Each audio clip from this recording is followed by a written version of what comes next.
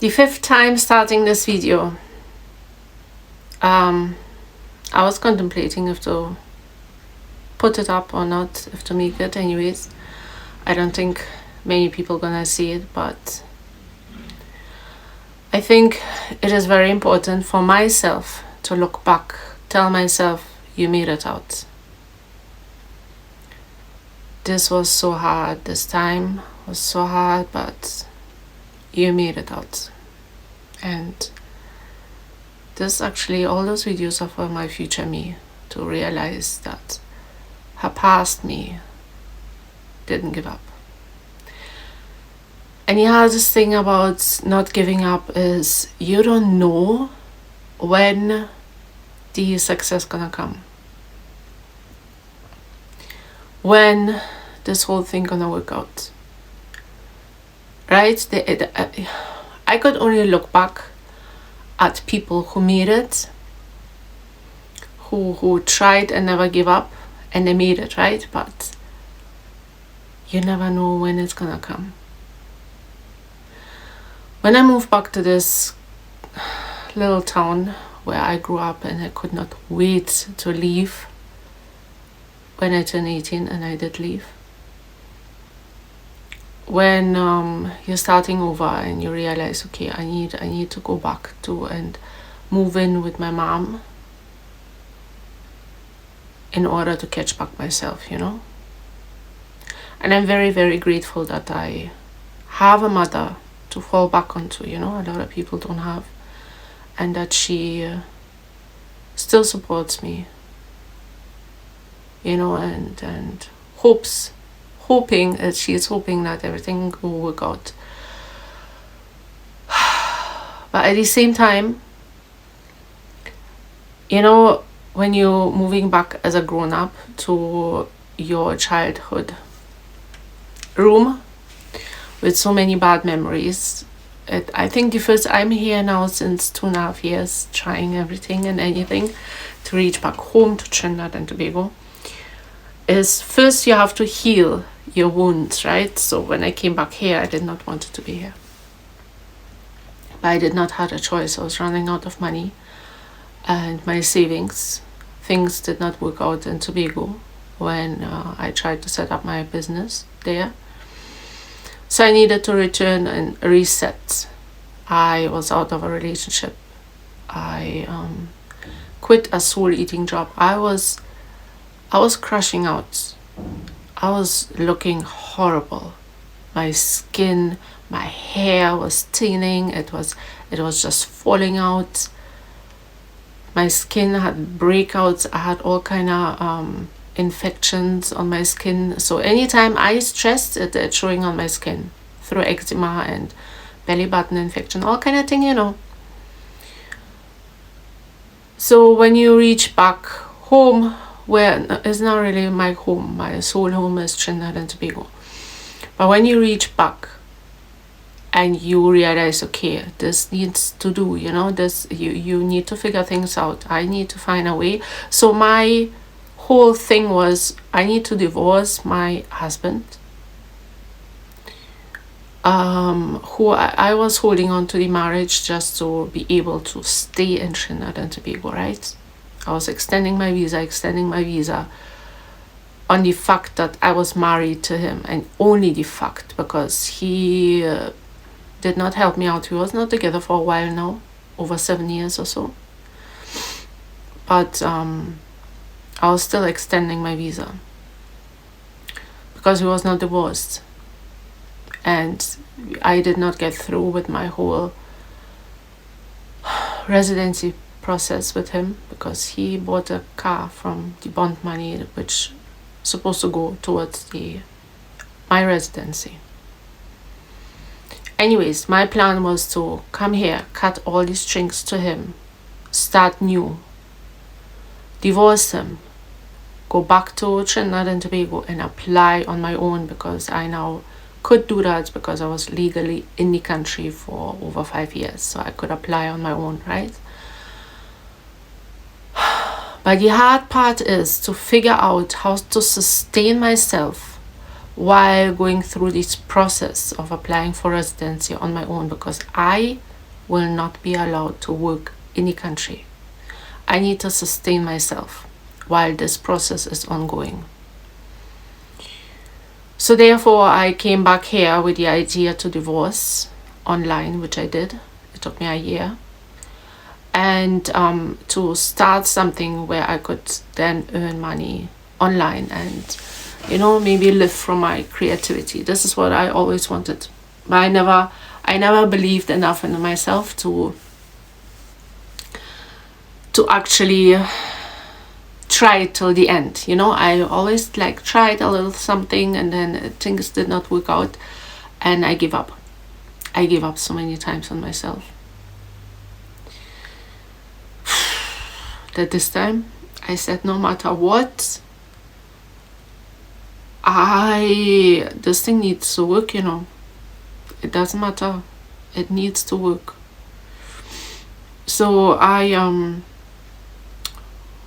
found a children's book I wrote 15 years ago, and I rewrote it. I made it more broader, like more longer and more interesting, because obviously I'm now a different person, and I thought, you know, maybe just rewriting it and making it more interesting. So the ideas kept flowing. I found the previous script here by my mom when I came back here, and after 2 years of trying t-shirts, trying all kind of thing, going back to work as a waitress. I hated that job, yeah.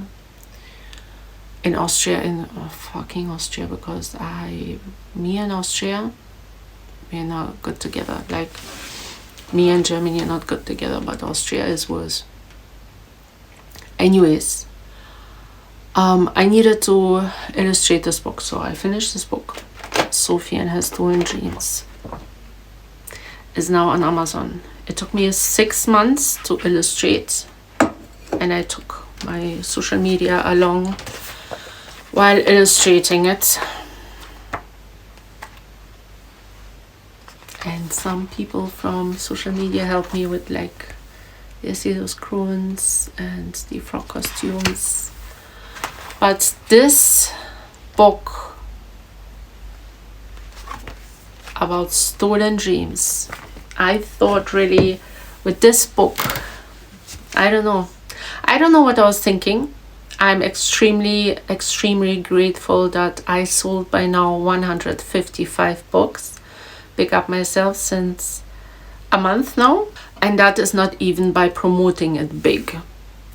And that is where I realized I now finished this project, but my whole follower base is from Trinidad and Tobago. So somehow the algorithm put me into this space of Trinidad and Tobago, because all I do is talking about Trinidad and Tobago and how great Trinidad and Tobago is. So the algorithms put me there. I quickly realized that this book alone can't bring me back home. It just can't. It needs a next something, because I realized this book is not like standing. It can't stand on its own. First of all, I need to write a second part, because this is to be continued. Is not, she did not find back her dreams, because I did not find back my dreams. And Sophie is obviously me, and it's an ongoing story. And this needs to happen in Trinidad and Tobago. So anyways, I realized I need to start something else. And I did some poetry before, and people keep telling me about Trinidad and Tobago, and I did some drawings of Trinidad and Tobago. Sunset. Well, it's a cheesy one, right? So then mangoes. No, it's not apples, it's mangoes. Pepper sauce. And I did poems to it, because I miss it. And it helps me, express myself through art and poems. And people love it, and asked me if I could do a book of poems and those art pieces. And here I am, starting over again. And the hardest part is to first not knowing when your breakthrough gonna be. If I have to stay next winter here, which is the hardest thing to do, I think, is to stay next winter. And to get up and try again. Get up and try again. You know, in theory, that sounds so easier when people say, yeah, just try again, try again. But in reality, this try again is kicking your ass so bad. And especially like you are in an environment you don't want to be in a childhood room you don't want to be in this little fuckery town you never wanted to be in, where you see your stupid stepfather every now and then, and people you went to school with, and you just don't want to see nobody. You know, the bullying in school and this abuse from your stepfather, and this childhood room bearing so many bad memories. And you just try to survive and just to make something good out of it. That's the hardest. Like to pick up yourself every time you realize, okay, this is not working. And since 2.5 years, I reached back here 2024, the 9th of April.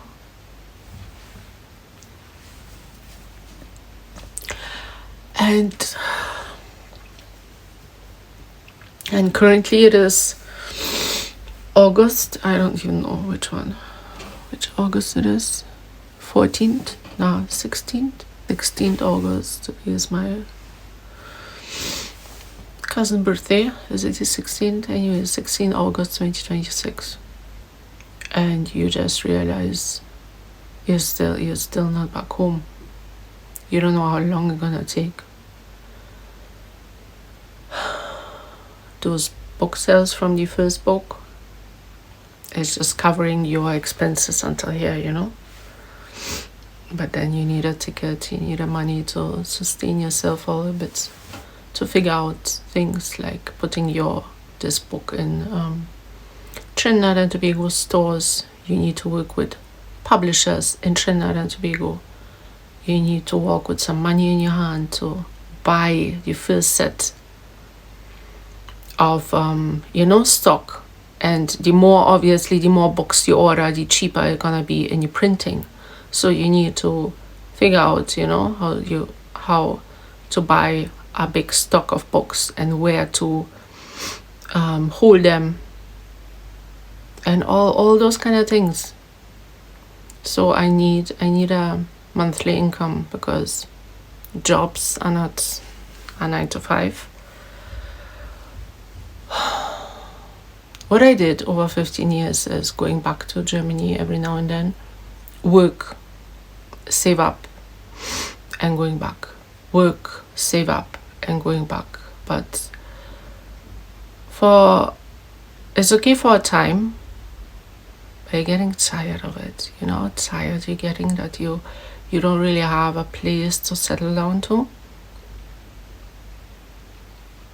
And a 9 to 5 is just sucking you empty.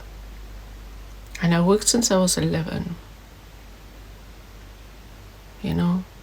Life is so short to always build up everybody else. And now when you decide to do something for your own, to work with your gifts, because people tell me I have like talent of drawing or writing things or telling a story. I don't know. I find I'm mumbling a lot, and everybody could draw. But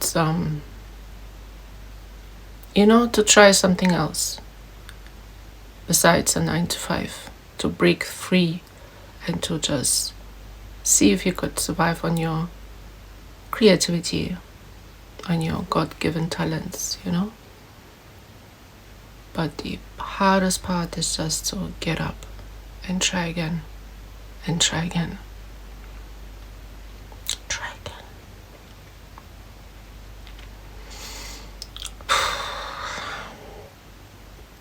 This video not supposed to be so emotional.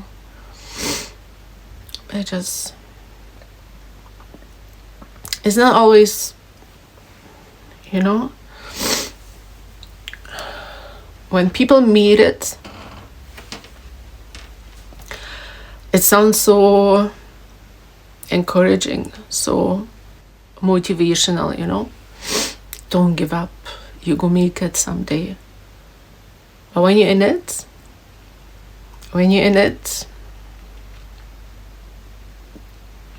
you wish you could have known when this someday is, you know.